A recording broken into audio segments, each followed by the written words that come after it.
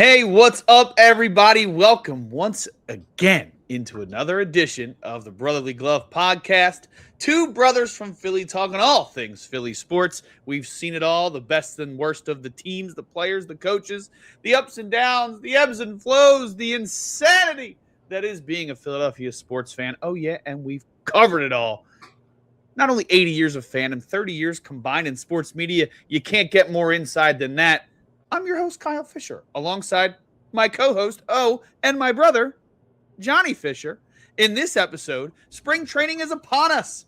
Full squad workouts started on Monday, and we blindly share our spring training storylines to watch with each other, allowing the other brother to react in real time. Plus, we'll hit on some burning topics so far in Phillies spring training, dominating the news cycle so far.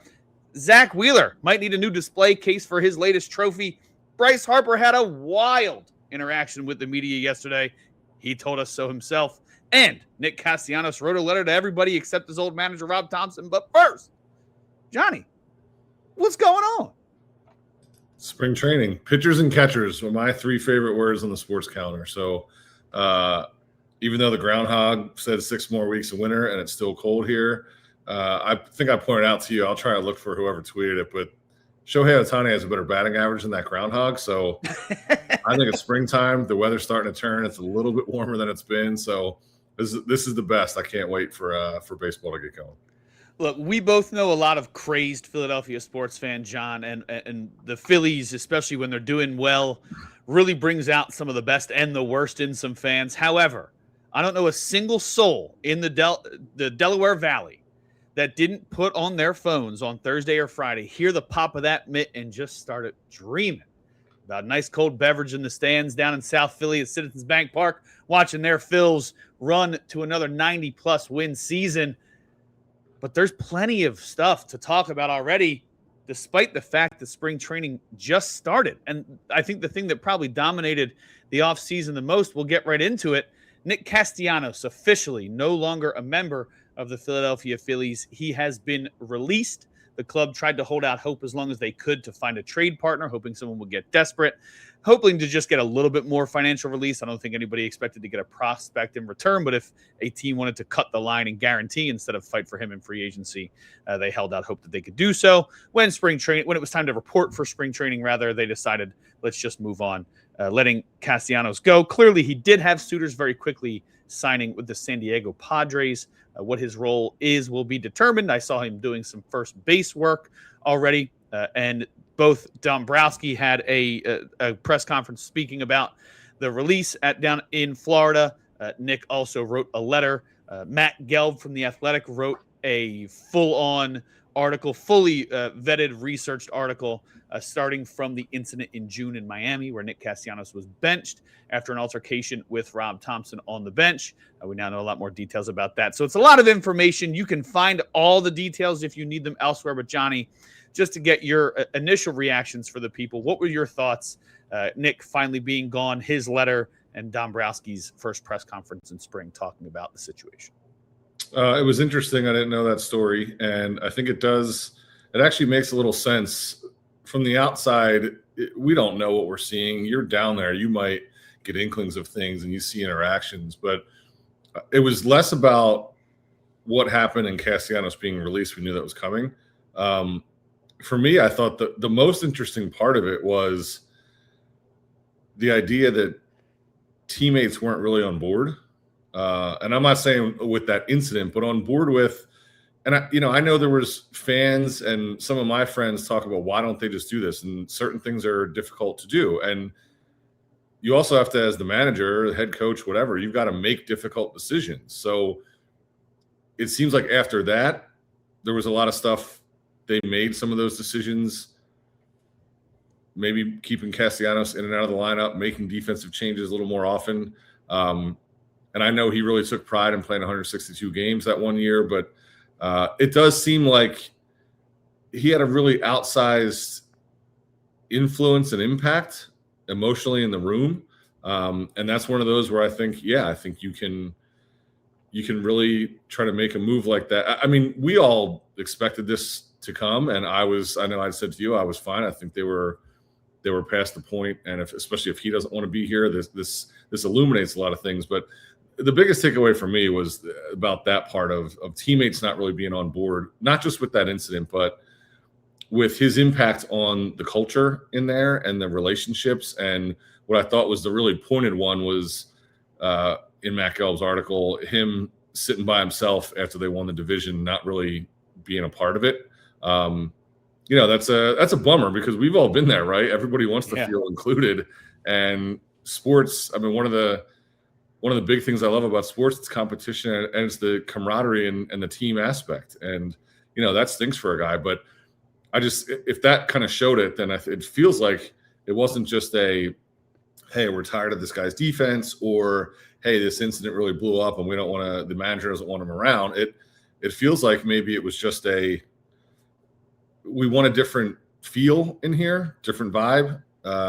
And I think hopefully that's helpful. And that's where I think, some of the stuff I've looked at, just comparing numbers and things, like I know I talked about it before, but I've still been concerned that they're paying $20 million to a guy to go away, and then $10 million on top of it to a guy who's been worse the last 2 years. Yeah. So to me, they're paying $30 million for a worse option in right field right now. But maybe some of the actual on paper numbers balance differently when the vibe and the feel was different. So that was my biggest thing. Otherwise, this seemed to be expected, and business as usual. We knew who the outfield was going to be, so it was just a formality. For sure. We all knew it was going here eventually. I think some of the takeaways from me from the entire article and situation, this is something I don't think will last very long, but, they talked about wanting to keep things inside and keep it in-house. They did Casty a favor by not allowing anybody to see the beer in the dugout, which would have resulted in a suspension from Major League Baseball. They kind of just treated it in-house, didn't let that get out until now. But then you have Bryce Harper during his media availability talking about things staying in-house, and we'll get to that in a moment about the not elite comment. It's one side, they did a great job of keeping something in-house. The other side, maybe another guy doesn't feel the same way. Clearly, Nick had a different opinion on Rob and Kevin than a lot of people do, Rob Thompson and Kevin Long. He's two of the guys that he didn't mention in his letter were the manager and the hitting coach, who had been proactive about trying to improve his approach at the plate. And according to Matt Gelb's article, he did not take to that very well. Didn't necessarily respect those two guys on the same level because they haven't been there and done it. Gives you a little bit more insight into his attitude overall. He did one of the first things that he said, this isn't me making assumptions. One of the first things he said was how excited he was in San Diego to play for a manager who's been there and done it and put the jersey on. So it kind of continues some of the things that Matt put in his article. And then the big thing for me was learning the kind of the difference. And I think people having to face a conversation that you don't always have to face is Nick being considered a great person, which in my experience, all signs point to. I mean, incredible father to see him interact with his son the way that he had, both when cameras were looking and when they weren't. This guy is just top-notch dad inspiration from that point of view. Really involves his son in everything, which not every major leaguer has the ability to do, and not every major leaguer does, regardless of whether they're able to or not. But even housing young guys when they get called up, like Weston Wilson and Otto Kemp, housing their entire families in that mansion that he had, awesome stuff. Clearly an awesome dude, but then would also play music loud on his portable speaker because he had a good game, but they lost the game. Right. So small stuff like that, where I could see that weighing on the other players on the team for a long time. And he spent a couple years out of Detroit. He played with other superstars in Detroit, but really once he went to Cincinnati and even the trade to Chicago, he was kind of the guy in his last two stops. And all of a sudden he's the fourth or fifth most important guy on the Phillies. I don't know how well he adjusted to that. Now, I think it's because you came in with a certain mindset. I could see him adjusting much better to San Diego, kind of knowing where he is in the grand scheme of things now, and probably knowing that the things ended in Philadelphia the way that they did, that you kind of have to go in with a different mindset. So look, I'm going to root for the guy as a guy. I'm not going to be one of the people booing him when he comes to Philadelphia. I think the Padres are there in June, but To me, it gave me a lot of good details, and it was expertly reported by Matt Gelb, but kind of the end result is exactly what we thought it was going to be. Yeah, and I'm in the point where I don't hate the guy as a player or a person. As a fan of the Phillies, I was ready to move on and try and improve that spot, and also appreciate what he did while he was here, and will root for him going forward. So I hope it works. I hope it's a good fit out there. I mean, I love San Diego. I would love to move to San Diego and start working.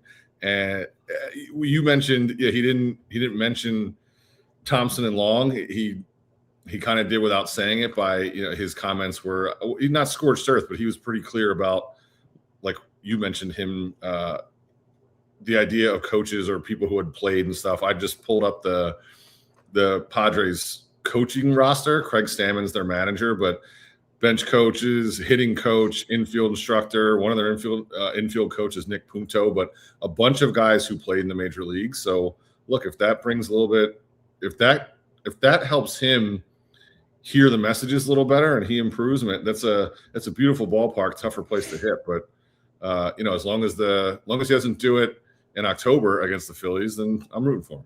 Yeah, Nick Punto, man, former Philly great Nick Punto. How about that? Wow. Yeah, not much else to say on the Casty stuff. I mean, he was always kind to me. I know that not everybody in the media had the best experience with him, but I think it all depends on how you approach guys and what the topic is. And even when he didn't have time for me, he made it clear that was the reason we weren't talking. He wasn't standoffish. He didn't blow me off. Like, I tried to get him one time as he was going in. I said, hey, man, just wanted to ask you 2 questions about Weston, because I was working on a piece on Weston Wilson. And a couple other guys even said at the time, like, hey, man, we got a meeting right now. And he said, is it a quick one? And I said, yeah. And he's like, all right, go ahead. And like, he's halfway down the steps, but he took the time to give me the time of day. So always respect him for that. Always respect what I've seen him do off the field. And like you said, just rooting for the guy. Happy he did what he did when he was in Philly. Obviously, you wished it would have went a little bit better. Everybody wants to win a World Series when you have a group of guys like this. But it is what it is. And good luck to him as long as it's not in October against the Phillies, like you mentioned. Another guy who's had some comments about the Phillies and their leadership recently, but doesn't seem to be going anywhere, is one Bryce Harper, who finally had the opportunity to speak to the media and discuss the topic of, or I guess discuss the comments made by President of Baseball Operations Dave Dombrowski, saying that he's unsure if Bryce will ever be an elite player again, and that's really up to him. Time will tell. So, Johnny, don't know if you heard all the comments from Bryce. I also saw that he did a podcast with the guys from Barstool recently, and I'm sure he went into it a little bit more there. So wears the Not Elite shirt, post the Instagram video or TikTok video, whatever it was, wearing the Not Elite shirt, but then very coy about that. Oh, it doesn't motivate me. Oh, if you make the shirt, I'm going to wear the shirt, which apparently means we need to get some Brotherly Glove merch and mail it out to Bryce Harper's agent. But right, just drop it off in the clubhouse there. If you make it, he'll wear it. So we'll figure it out. But what were your thoughts and your takeaways from what Harper had to say about the little tiff that I hope doesn't go beyond this week between him and Dombrowski?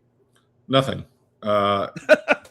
He said, I think there's something to be made clear here. There's a point of clarification. He said, I don't need things like that to motivate me, which I completely believe and agree with. Doesn't mean it won't motivate him or hasn't already motivated him. So right. I agree that a guy as driven as Bryce Harper and as successful as Bryce Harper doesn't need something like that to get him going. My belief is that no matter what Dombrowski said about his season last year, Bryce Harper's performance last year would motivate Bryce Harper to be better. And old colleague of mine, Justin Havens, who works on the Baseball is Dead podcast with Dallas Braden and Jared Carabas, he made a really great point, which I'm trying to pull up the numbers and sum them up. But his first 6 years with the Phillies, his OPS was like 925, 940, something like that. His lowest was 882, his first season in Philly. 877 in 2022. So the first year it drops below 875, and it's only 844, which I always thought in my mind 850 was like all-star level. You get comments from the GM like that would chat me if I was Bryce Harper too. For sure. So that's where that was my read of Harper's comments, and he was obviously measured about it and had thought about what he was going to say and thought about how it had, how he took it in and had dealt with plenty of time to deal with it already. But to me, the key difference was, no, he doesn't need the GM or anyone else talking about his performance to motivate him. I'm not convinced that it hasn't and it won't.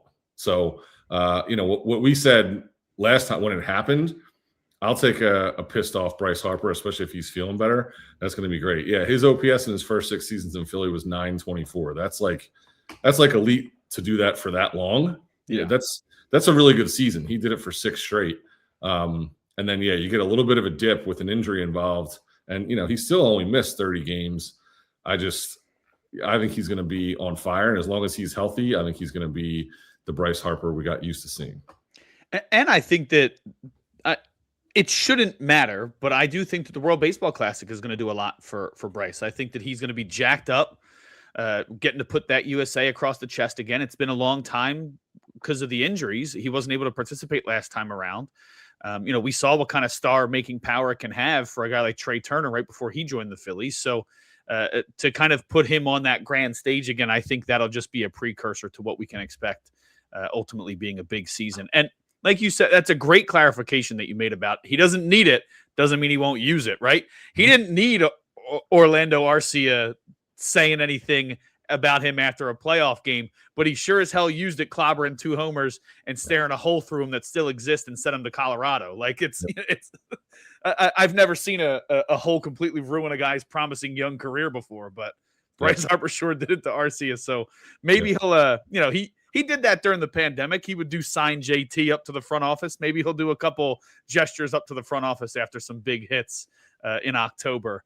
And Dombo can just kick his feet up and smile, because maybe that was the grand plan all along, like Adnan Virk hinted last week. So it's interesting times, but I think that, or hope that rather, a lot of the drama goes away as we get deeper into spring training. We just mentioned the World Baseball Classic. Phillies are sending 15 players, so we'll have a chance to see what some of the young guys can do while some of the veterans are away representing their countries.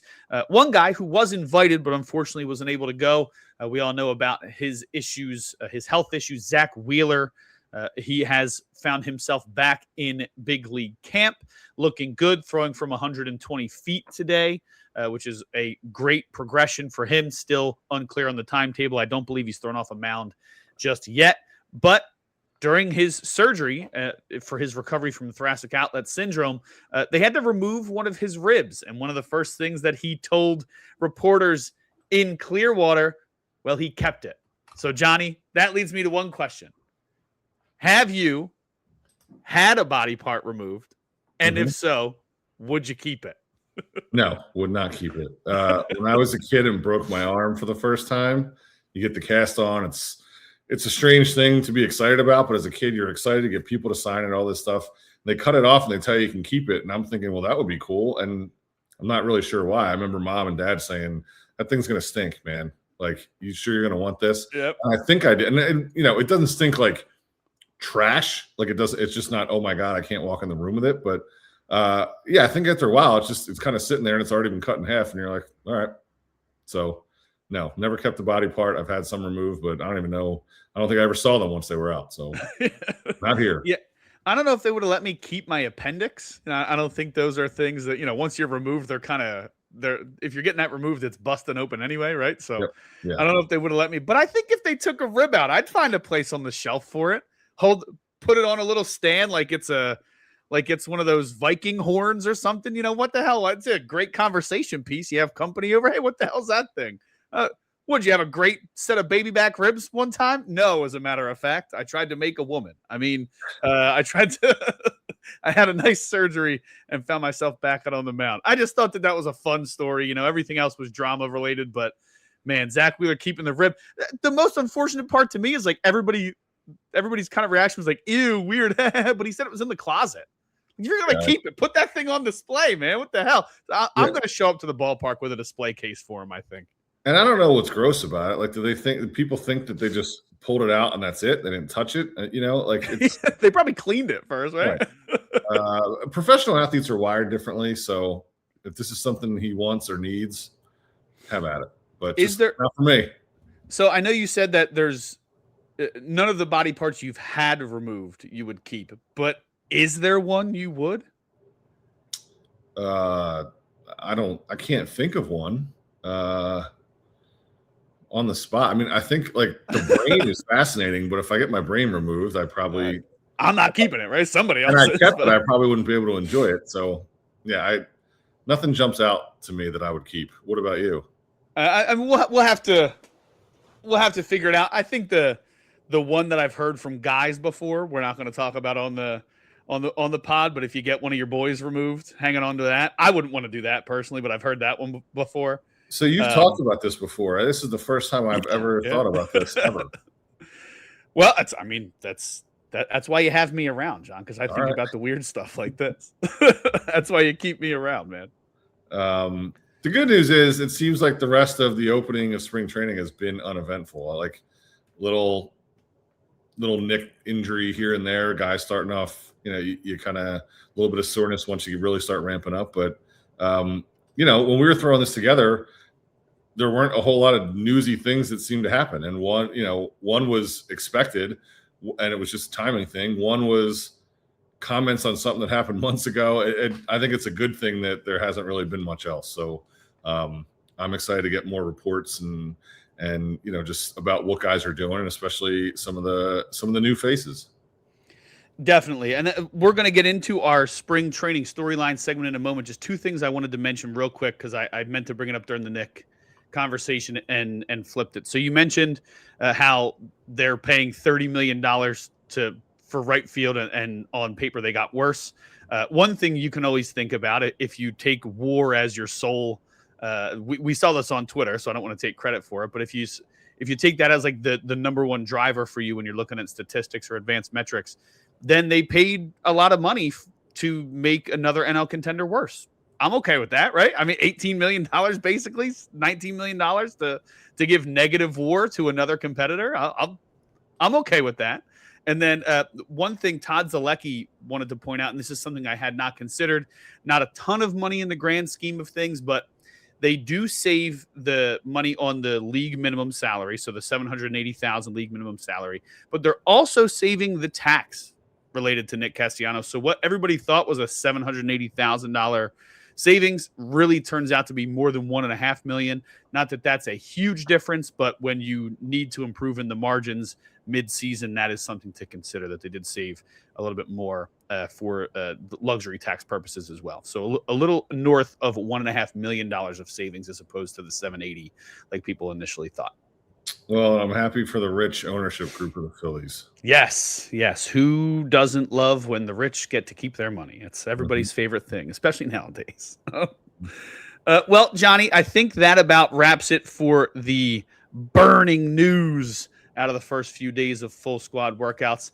And it takes us into the segment that I like that you brought it up. I think it was a great idea. The storylines that we're looking at as individuals, we didn't want to share this with each other ahead of time, so that way we could have some live reactions, live interactions. But our things to watch during Phillies spring training. Again, this is a team that won 96 games last year, still looking for that elusive World Series championship, obviously facing a dominant Dodgers squad in the playoffs last year, who added even more firepower in the form of Kyle Tucker and Edwin Diaz. So they are looking as dangerous as ever. The Phillies, not as big of moves, some potential addition by subtraction, other additions hopefully by addition. Johnny, we've gone over the moves in the past, so not to get too bogged down in all those details, give me your first one. What is your spring training storyline that you're watching closely now that things have gotten underway down in Clearwater? So I'll wrap up what we started with Castellanos. I know I've mentioned it before. My big thing is the outfield was a weak spot, and I think they've spent more money and not improved it. And I am absolutely ready to be proven wrong. And I am not this. I don't mean this negatively about the players. I know when you told me they signed Garcia, I thought, oh great. He, to me, in my mind, fit that $10 million flyer of Austin Hayes, Max Kepler, Garcia. right-handed guy. He's been an all-star pretty recently, 2-time all-star, got MVP votes a couple years ago. He's won a Gold Glove in the outfield. And I'll tell you, I think I've only seen him with his full jersey and full uniform on. This guy looks like a Greek god. So if My goodness, I don't know if he's always looked like that or if he's just got him like it just, better shape, whatever. But I'd like to see a guy like that mash a couple balls in Citizens Bank Park this summer. But look, I read some articles and they've talked about specific things they're going to work on with him. But the thing that concerns me is I looked at the past 2 years, and I didn't do that to try to cut out his 2023 All-Star season. But over the last 2 years, his on-base percentage, slugging percentage, and strikeout rate are all worse than Castellanos have been. So I think one thing that is encouraging are some of the underlying things. Average exit velo. He hits the ball harder than Castellanos has. And their swing and miss rate's about the same. Garcia's chase rate has been a decent chunk lower over the last 2 years. So if those results aren't there, but that kind of stuff's there and they can refine it, I think there's a chance. But I think right now on paper, it looks like they an extra 50% spend for the same player a little worse. So I want to be proven wrong about that because I do like what this guy could bring. I didn't see it at the moment of the signing that, hey, this is the guy we know Castellanos is likely gone. This is the guy it's going to be. I've thrown out what I would have done differently and maneuvered things a little bit. So that's been my big thing. And again, I'm not negative generally. I'm rooting for Adolis Garcia, and I'm rooting for the Phillies, but it just does concern me that he's going to be 33 when the season starts. If this is the time where he, makes an improvement and corrects something, that's great. And I think it's certainly possible. I don't want to make it sound like guys can't do this stuff, but I just look at it the last 2 years, this is a small downgrade and they're spending a whole ton of money that might've kept them from doing other things. And that worries me. So the outfield still is a concern. And I think one of the pieces we'll get into my next storyline, but I know you're a little higher on Garcia and what he brings to the table.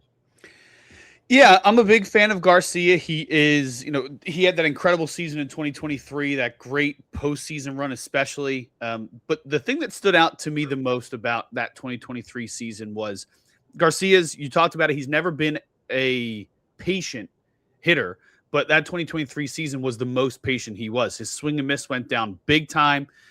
He's peaked again the last 2 years, but at 30 and 31 years old to at that late in your career begin being more patient and taking more pitches and decreasing. And the fact that the Phillies have shown that they can do that with players.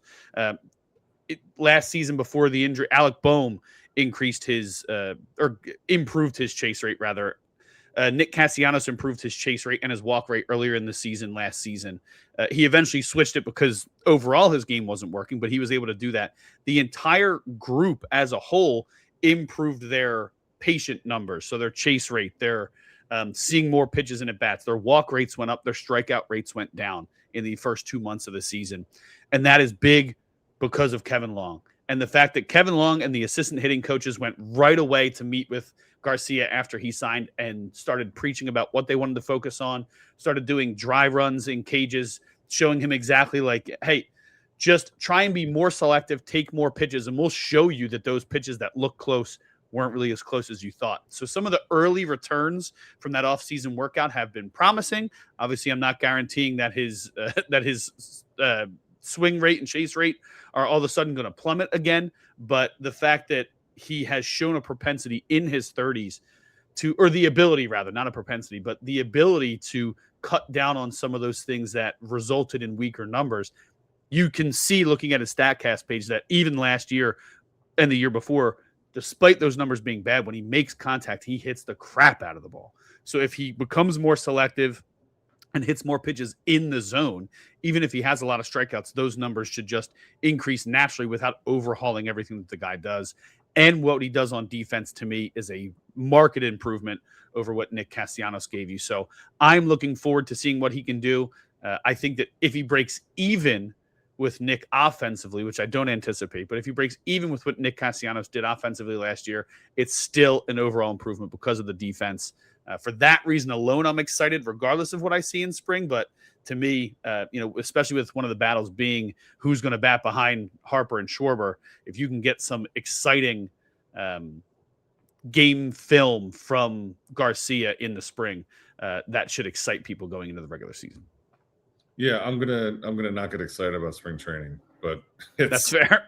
That is tough because we've got to wait. I have to wait now another 6 weeks to actually think about what Garcia might bring to the table, and I'm sure I'll be guilty of, oh man, he homered 3 times this week. Things are looking up, but this is very much I need to see it to believe it. I want to be hopeful, but 2 season sample size is big, and especially at this point of his career, his age. He's had that one season he slugged 500. It's his only time. Like everything else has been the 450 range or lower, 441 career slugging. That's not a bad number. It's higher than what Castellanos did while he was here. But look, if he makes the adjustments and does something, it's only a 1-year deal. Great. But what concerns me about it is, I like that before last year, he had 4 straight 25 homer seasons. Last year, he was down to 19. That includes 39 in 2023. And in that playoff run, when they won the World Series that year, he homered 8 times in 15 games in the playoffs. So it's there, but, just that steady drop over the last couple seasons. The reason that concerns me, I don't really know what to make of this or what it means, but we know Schwarber was awesome last year. He had 56 home runs. He had more than twice as many as anyone on the team, which I guess, sometimes when you hit that many, that's just the result. But the Phillies have also lost their number 3 and number 4 home run hitters from last year. Maybe I should have done that as a trivia question, like who were the top 4 in home runs last year, but it was Schwarber way ahead of Harper, and then third on the team was Max Kepler, and 4th was Nick Castellanos. And this is a team that we keep talking about. They won 96 games, but they were like top 10 in slugging, top 10 in runs. They did all this stuff that at the end of the year looked really good. Thompson talks about back of the baseball card. But for a team that we felt like they needed to improve spots, that's an opportunity there if Garcia can get back into 25 plus. And I think, the change in ballpark might help him.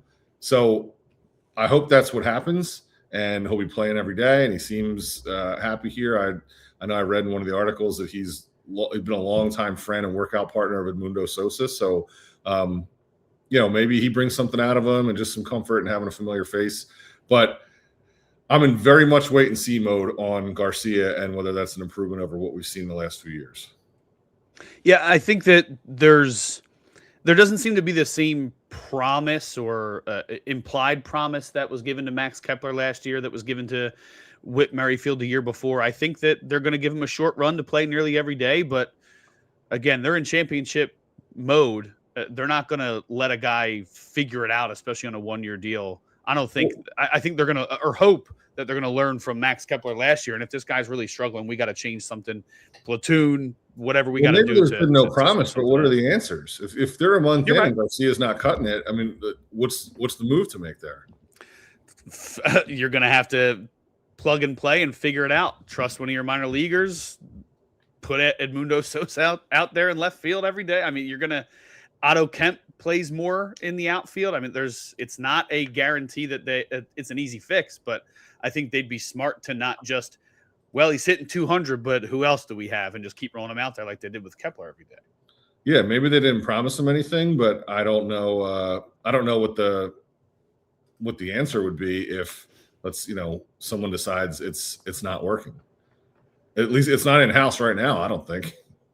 Yeah, I mean, they have promised on a lot of young guys, but you're talking about just as much of a wild card with calling a kid up as you are with a guy who's trying to recover. So, right. Yeah, you're right. I mean, there's no obvious answer, but I think that whether I anticipate them doing it, fans will be clamoring for something to change if this is the 3rd or 4th year in a row where your 1-year guy just struggles out of the gate.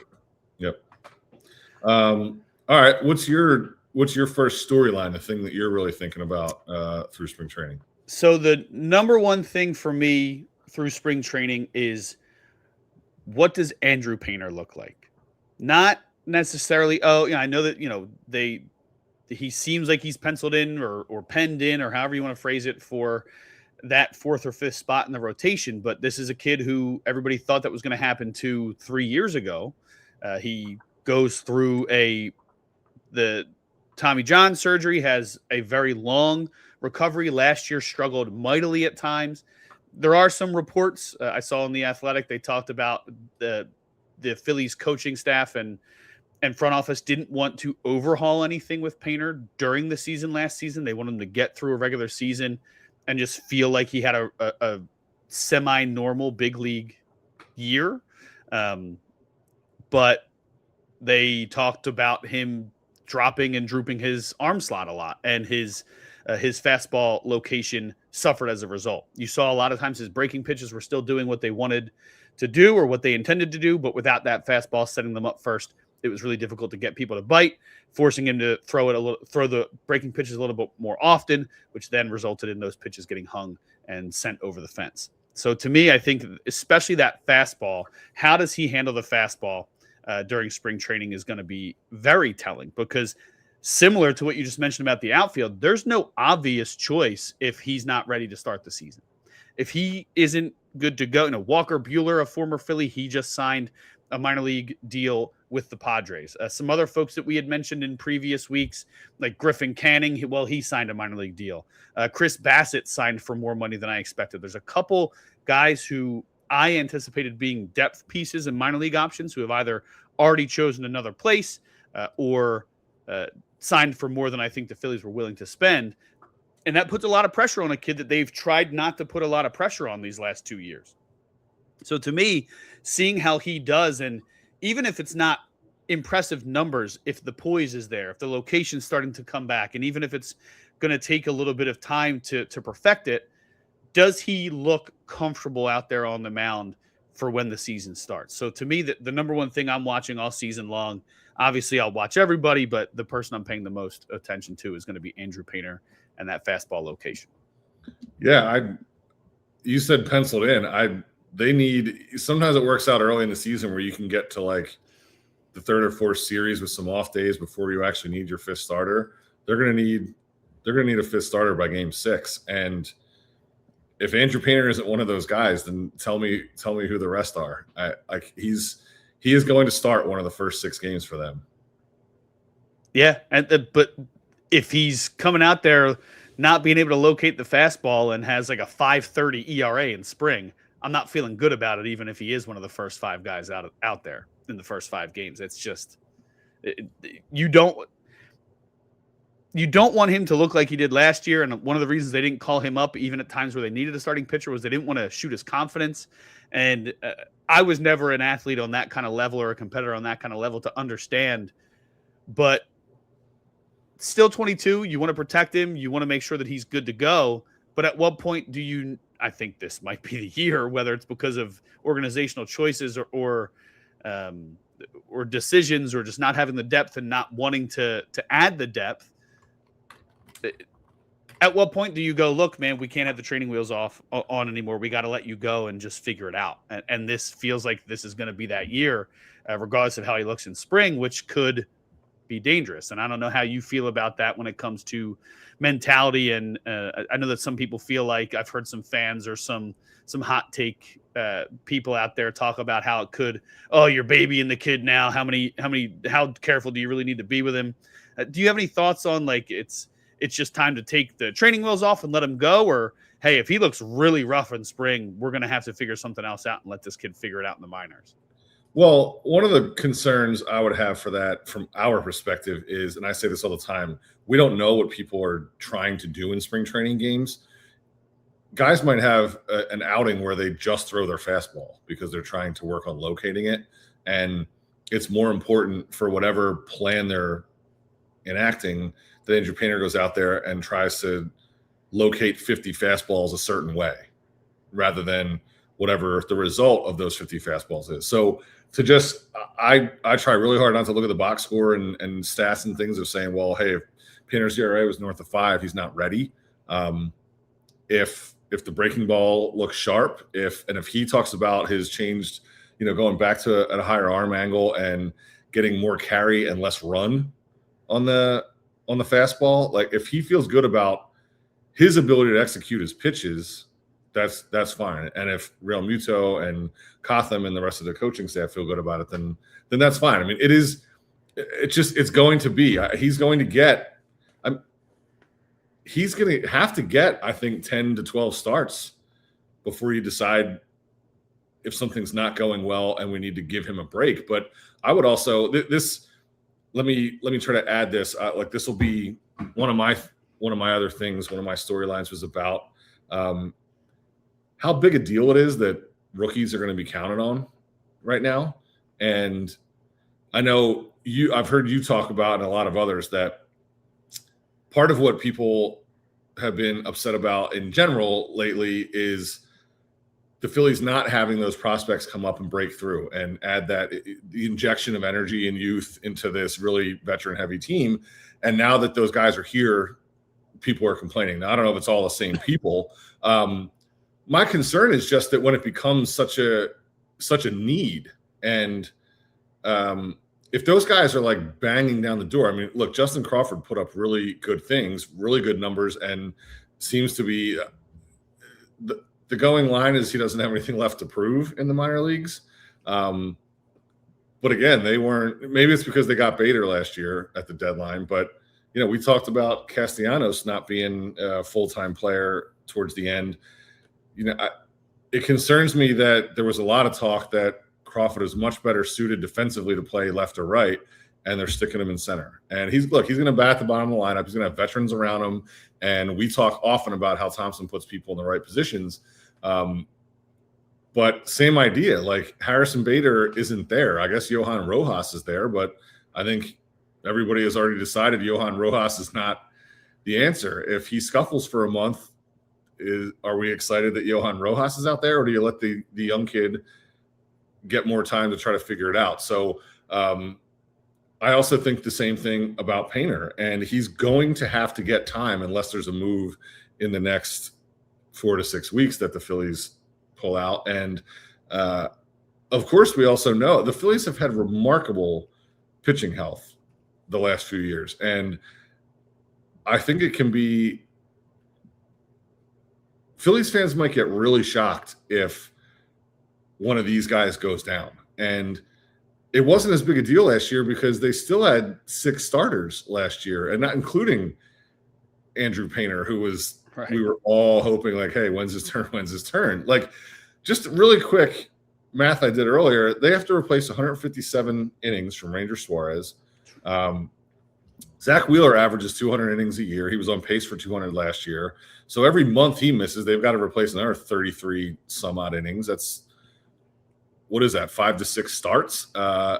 And so 157 from Ranger, 33 every month from Wheeler. It's just, crack math here. Some of that's going to come from Aaron Nola. He threw 94 innings last year. His previous 7 full seasons, he averaged 194. So if he's just out there, some of those innings will come from him. But Andrew Painter, with the injury, has pitched 133 professional innings the past 3 seasons. That's not – we're talking 45 innings a year. I mean, he may blow past his 3-year total in the middle of May, right? When we're trying to think like, hey, if he's scuffling a little bit, is there something to do? I just try to think if a guy throws 100, and we know starters don't go as long, but the Phillies, what did I say earlier? The Phillies starters have thrown, 50 more innings than any other team last year. And that's with Wheeler missing the last 6 weeks, Nola missing 3 months. Their starting pitchers, like Ranger Suarez averaged 6 innings per start for the first time in his career. Thompson goes to those guys, and those guys respond. So if this is going to be very different look for, I think, Phillies fans and for the coaching staff and organization, the players on the team, if they're trying to mix and match a little bit more. We've just had this complete trust and understanding that the starters are going to go into the 6th. There was something, I got to look it up. Just number of pitches that Phillies starters threw in the 7th inning or later, just like even that comparison to other teams was just startling. let alone the innings and all that stuff. But to me, that's a combination. That was going to be my next one. And that's what it breaks down to me, is that I just don't think they have a lot of options right now. You don't want to wear this kid out, but like, even if he's not doing well, I think I'd have the opposite concern.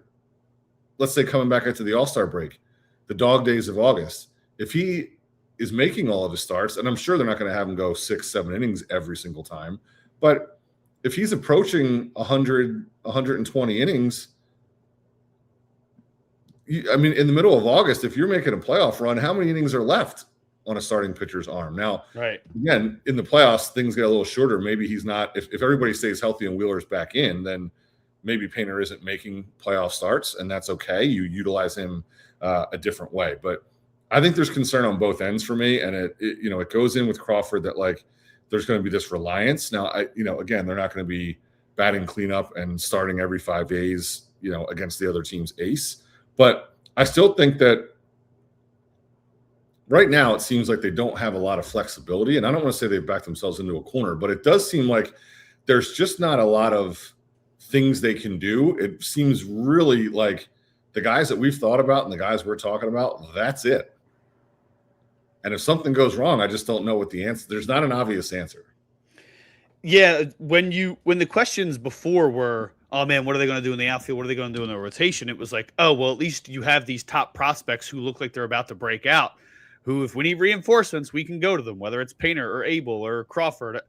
Well, now those are the guys, and like you said, they're pretty thin at the top level of the minors, especially, to be able to backfill if needed. That's one thing that I think I haven't heard mentioned enough, and I'm glad you pointed out. Like, it's not just that they're playing young guys; it's that they are relying on these young guys. And what do you do if that doesn't work? So it's a good shout by you. That's something I hadn't really heard or thought too much or thought of myself, was the required or the relying on that the Phillies will be doing on two young guys' shoulders. And I don't want to have it like too negative. Like, I think these guys can't be good. I think they can. And I just want everybody to realize it's so much easier to remember, whether it's within our organization or on other teams, like guys with really high prospect rankings, we seem to only remember the ones that come out of the gates like all-stars. And I just don't think it happens that often. And I think we have to be willing to be patient with these guys. And I still think that for two reasons. I think you don't want to yo-yo these guys in and out of the lineup or in and out of the major leagues. But I also think they just don't have – there's not that fourth outfield veteran sitting there that, like, hey, just, give Crawford a 2-week breather and throw this guy out there. I just don't think they have that. I don't think they have it in the rotation. So I would say it's less about concern for me about their ability to perform. I guess it's a message to me as a fan and all my fan friends and anyone watching that we have to be willing to be patient with these guys. It doesn't always look perfect from the very beginning. Yeah, I mean, for people who are maybe not being patient, I'll remind you of two former Phillies aces who had some early success and then were sent down to the minors before eventually winning Cy Young awards themselves. That would be one Roy Halladay and Cliff Lee, two of the best pitchers in Phillies history, two of the best pitchers of an era. Both were sent down to the minors because they struggled as young men and adjusting to the big leagues, and then both win Cy Youngs, end up on one of the best pitching staffs in the history of baseball. I mean, it's like you said, patience, especially with pitchers, especially the way that pitchers can get injured easily, even if it's a minor injury nowadays. You really have to be extra patient with those guys. And, not everybody's going to come up and be Fernando Tatis Jr. People didn't even think he was going to be who he was. So maybe give Justin Crawford a chance to show you who he's going to be instead of putting otherworldly expectations on him. Yep. So I was piggybacking off the end of yours, and that was going to be my next storyline. So do you have anything? What's your next storyline? Next storyline for me, and I know it matters a little less in spring training, but is going to be the revamped bullpen. A lot of talk in the offseason was, oh, well, they didn't do enough. Oh, they're running it back. Then Rob Thompson turns it into a math equation. Oh, well, technically 23.7% of our whatever, roughly 25% of the roster turns over. And then the general response to that I've heard, whether it be just fans online or on sports talk radio, was, oh, well, it's mostly in the bullpen, though. Well, it goes beyond just putting a new name out there for what they did. The people may not recall this as well because the bullpen was very good on paper. I mean, especially after the acquisition of Joan Duran, that it obviously was greatly improved. But they had a problem all year long last year with guys like Romano and Ross and even guys like Matt Strahm, where their fly ball rates all started to peak. Last season, the Phillies bullpen had the lightest workload in the major leagues and had the fourth worst rate of homers per nine. Mm-hmm. They gave up fly balls at an alarming rate. They had the 15th most homers allowed in the majors, despite having the lightest workload.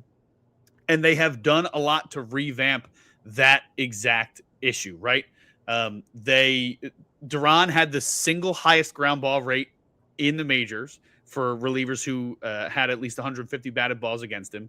Keller, 14th in that same category.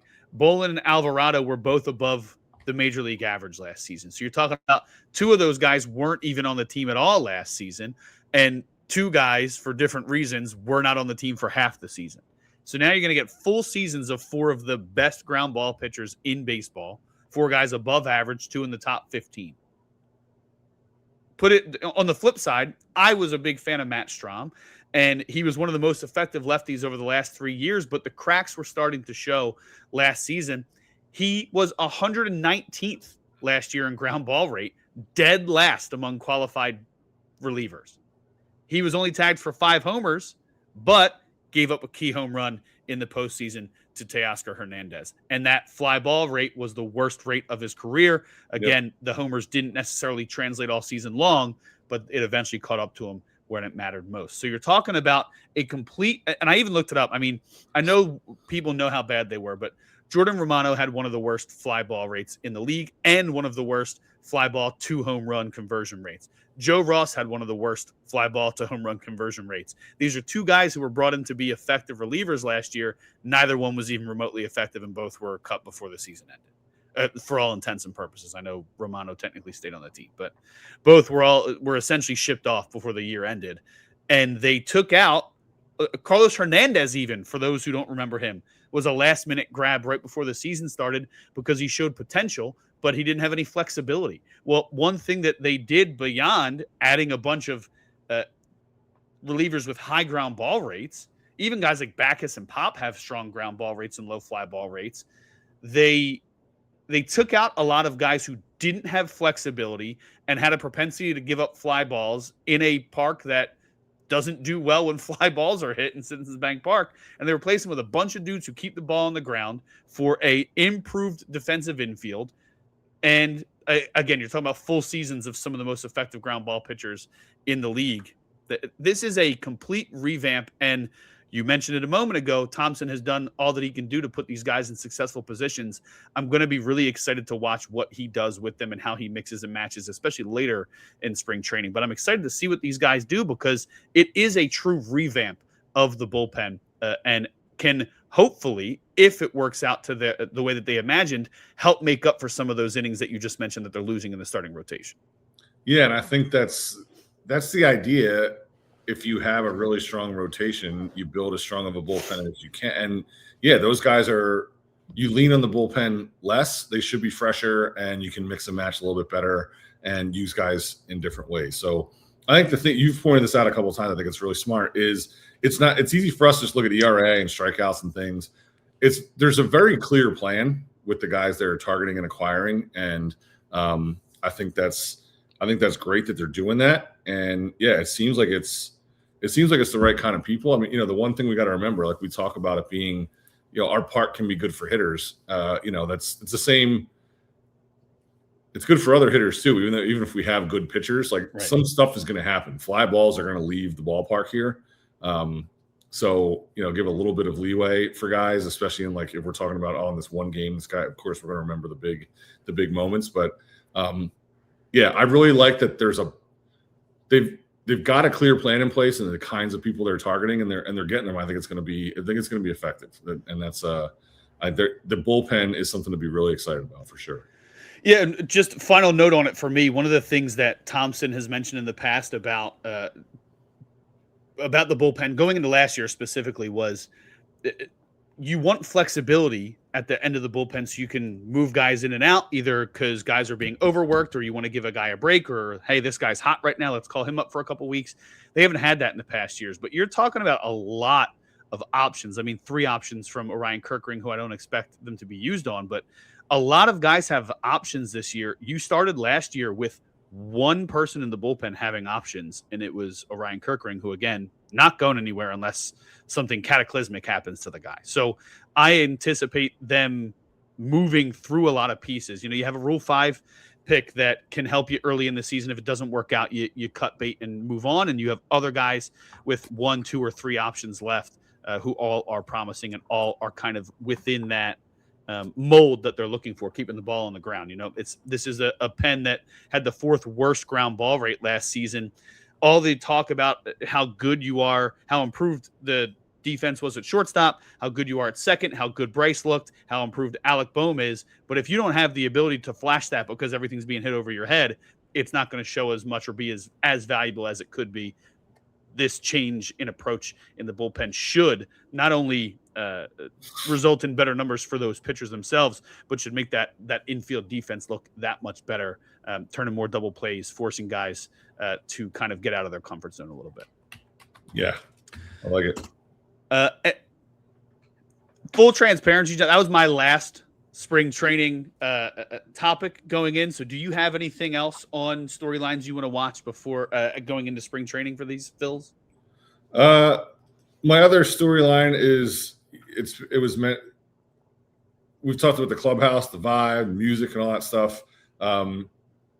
Who's going to be in charge in the clubhouse? Is it still Schwarber and Harper? Who's the DJ? Does Sanchez have a little more sway? Does Wheeler take the time where he's not out there competing, and still getting healthy? Can he take on some of that responsibility? Is your boy Garrett Stubbs back in the mix, or is there somebody else that I don't know about that is going to take over and be the chief vibes officer in that clubhouse? Yeah, it's going to be something interesting to watch. I think, obviously Schwarber being back is really important for that. He is the emotional leader for the team. But yeah, that is going to be interesting. 2 of the guys who were more outspoken are now off the team. A lot of new faces in there, a lot of young guys that you want to be leaders by example. Who's going to be the one to step up and kind of right the ship essentially for a team that seems to be a little in flux in the clubhouse? I like it. Something to watch. Oh, I did think of another one. Okay. Another one is, can Aiden Miller force his way onto the opening day roster? Onto the roster? Because I wouldn't want him. He's played 8 games above AA. I wouldn't want him on the roster sitting somewhere. No, I mean it would be as a starter. I think that if he forced his way in, it would be to play damn near every day. What position? That's the question, right? Alec Boehm is in his final year. They said that he's more than likely going to play a lot of shortstop during spring training. He's Miller, also going to play third base. Boehm, right? Correct. Yeah, Miller. So Miller's going to play a lot of shortstop. He's also going to play third base. But if they feel good with him at shortstop, most people feel good flipping to the other side of the diamond. And you have a guy who he's figured some things out offensively in the second half of last year, but has been down offensively the last 2 seasons and also only has 1 more year than Alec Boehm. He's not as expensive. And we're talking about cost is always a part of it, but to ignore that part of it for now, can Aiden Miller force his way into one of those spots in the infield, whether it be third base or second base? And that's probably going to have to be coupled with those other guys really struggling and just looking lost at the plate, which I don't anticipate happening. But Miller has taken a little bit of time getting going at every level. Maybe the same thing happens here, but if he looks electric in spring and they need a boost to that lineup, could he make his way onto the major league roster on opening day? I suppose it's possible. Yeah. Yeah. And it would be a little less relying on a guy because you know that you have Bohm and Stott there if needed. So if he finds a way, maybe it's not opening day, but early in the season to crack the big leagues, that'll be interesting to watch. It would have to start with him being hot in spring training and then carrying it over into the regular season. So, Yeah. another thing to watch for us. Yeah. I mean, look, this is. Have you ever been to spring training as a fan? One game. Okay. I have not. Last year. We should make it happen. It's wonderful down there. I know. I like Clearwater. I've been there when I was in Tampa, and I've been to spring training working, but never just gone down and, kicked back in the stands. And I've never seen a game in Clearwater. So even when I've been to spring training games, it's been elsewhere. It's something got to make happen soon. But I love having baseball on the TV during the day, on in the background. I love hearing guys talk about performance and pitches and swings and all this stuff. And it's just, I don't know if this is the best time of the year, but this is like, there's just a promise in the air when spring training starts that just makes me feel different than any other point. So this is for a couple of reasons, weather-wise, all that kind of stuff, but also baseball season. We know it's our favorite sport, so the fact that baseball's around the corner, this couldn't be better. Yeah, man, I am pretty excited for sure. It's like you said, just hear the pop of the mitt in the background. It's always fun. And listening to the announcers during spring training to me is always fun because you do get some good insight about what some of these minor leaguers are working on, stuff that you might not know otherwise. But you also hear a lot of funny stories, and luckily McCarthy and Kruk are great already together during the regular season. When there's important things to focus on, they still bring the fun. So excited to have a lot of fun going on in the background during spring training, and we'll learn some things about some Phillies we're not too familiar with so far. Yeah. Yeah, that about wraps it up for us here on the Brotherly Glove podcast. We went through all of our spring training storylines. We touched on the latest news. Zack Wheeler keeping his rib. Going to have to talk to him about that. See if he needs a display case or some sort of animal horn stand to put that thing on. And then obviously Nick Castellanos wishing him well, but he moves on his comments. And of course, Bryce Harper reacting to the Dombrowski not elite comments once again. Hopefully all that drama is behind us and we can focus on the game itself. If you're locked in to us here on the Brotherly Glove podcast, then you can have a few things to look forward to yourself. Our next episode will be our pitching preview, doing deep dives into the starting rotation and that revamped bullpen we discussed. How will the Phillies survive without Ranger Suarez and likely at least a month of Zack Wheeler? We'll dive into it in depth. And then next week, we will touch on our outfield DH preview and also do a separate preview for the infield and the catcher position with the return of JT Realmuto. Johnny, anything else for the people before we say goodbye? I got something for you. I just thought of this, so I'm putting All right, you let's do it. I don't really have an answer, but I thought the All-Star game's in Philadelphia this year, so really looking forward to that whole week of festivities. Yes, sir. We talk about some of the movement in and out, some of these young guys. How many All-Stars do you think the Phillies will have on the team in Philadelphia, the Midsummer Classic? Keep in mind, they had the guy who was leading the league in hits at the time last year did not make the All-Star team, and the guy who finished second in Cy Young voting last year also did not make the All-Star team. Yeah. The things we need to consider, we talked a little bit, at least between ourselves, about the ridiculousness around the All-Star choices last season in Philadelphia. I think we may get a little bit of a bump celebrating 250 years of being a country. So I'm going to go with four Phillies make the All-Star team. Kyle Schwarber and Bryce Harper both make it. I'm going with Chris Sanchez and Joan Duran as the pitchers for the. I had the same four. I think there's going to be another, and I'm going to go with Alec Bohm.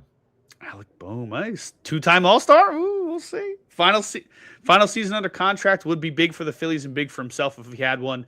Final thought on the Phils. First off, great question. Love it.